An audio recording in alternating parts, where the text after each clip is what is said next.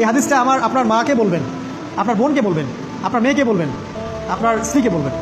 এই হাদিসটা যদি কারো হৃদয়ের মধ্যে গেঁথে যেতে পারে, তার দ্বারা অন্যায় করা সম্ভব না। একটু এই কথাটা না বললে জাস্টিস হবে না। রাসূল সাল্লাল্লাহু আলাইহি ওয়াসাল্লাম মেরাজে গিয়েছিলেন, আপনারা জানেন। তিনি মেরাজের রাতে অনেক অলৌকিক জিনিস দেখেছেন, নবীদের সাথে সাক্ষাৎ করেছেন, ইভেন আল্লাহর সাথে কথা বলেছেন, আল্লাহর নূর দেখেছেন। এই সময় সবাই তাকে হাসি মুখে সম্বর্ধনা জানিয়েছিল। যার সাথেই দেখা হয়েছে তার সাথেই তিনি হাসি মুখে অভ্যর্থনা তাকে জানিয়েছে, আসসালামু আলাইকা আইয়ুহান নবী, সবাই বলেছে হাসি মুখে।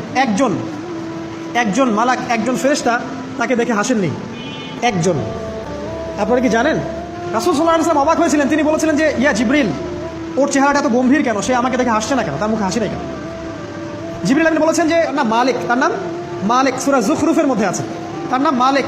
যেদিন থেকে আল্লাহ জাহান্নাম সৃষ্টি করেছেন সেদিন থেকে তাকে জাহান্নামের দায়িত্ব দিয়েছেন, অর্থাৎ জাহান্নামের হেড অফ ডিপার্টমেন্ট, ইনচার্জ। সেদিন থেকে তার মুখের হাসি উঠে গেছে। আমরা দোয়া করি আমরা যেন তার সাক্ষাৎ না পাই।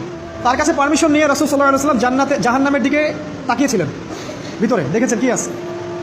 তিনি পরে যা ব্যাখ্যা করেছেন তা হলো, আমি দেখলাম সেখানে খালি মেয়ে আর সেখানে খালি নারী আর নারী। এই হাদিসটা আপনার মাকে বলবেন, আপনার বোনকে বলবেন, আপনার মেয়েকে বলবেন, আপনার স্ত্রীকে বলবেন। এই হাদিসটা যদি কারো হৃদয়ের মধ্যে গেঁথে যেতে পারে, তার দ্বারা অন্যায় করা সম্ভব না।